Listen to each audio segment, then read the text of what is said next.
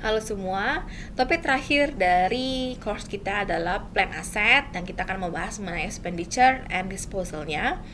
Ini merupakan bagian dari course Introduction to Accounting for Asset. Semua materi dan PPT yang ada di topik ini akan diambil dari Financial Accounting IFRS Edition dari Wagen Kimball Kieso, penerbit John Wiley & Son. Dan materi ini diambil dari chapter ke-9. Oke, kita akan membahas mengenai expenditure during useful life dari plan aset.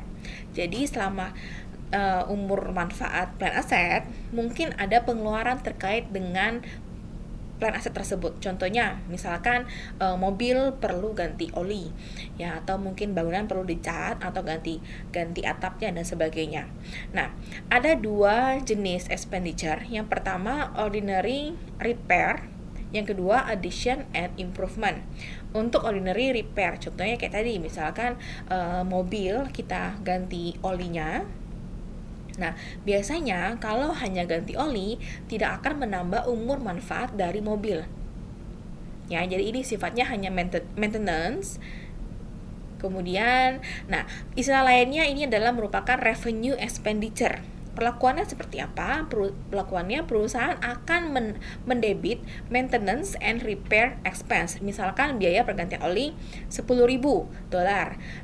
Perusahaan akan menjurnal maintenance and repair expense $10.000 pada cash $10.000. Beda dengan addition atau improvement. Untuk addition atau improvement atau istilahnya capital expenditure, ini akan menambah umur manfaat dari plan aset. Sehingga perusahaan akan mendebit plan aset ketika mengeluarkan dana tersebut. Misalkan perusahaan melakukan pergantian atap dari bangunannya sehingga umur bangunannya bertambah 5 tahun. Nah, jadi perusahaan akan menjurnal plan aset atau building pada cash.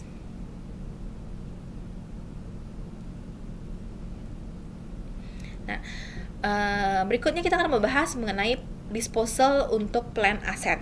Contohnya di sini retirement of plan asset.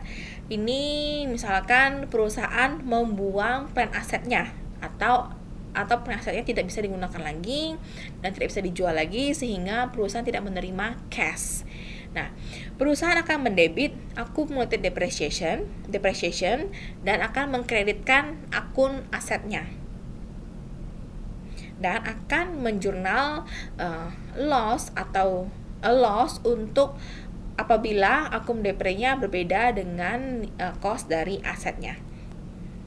Oke, contoh berikutnya misalkan ABC Co meretire komputer printernya yang costnya 32.000, tapi akum deprenya belum 30.000, tapi masih 30.000.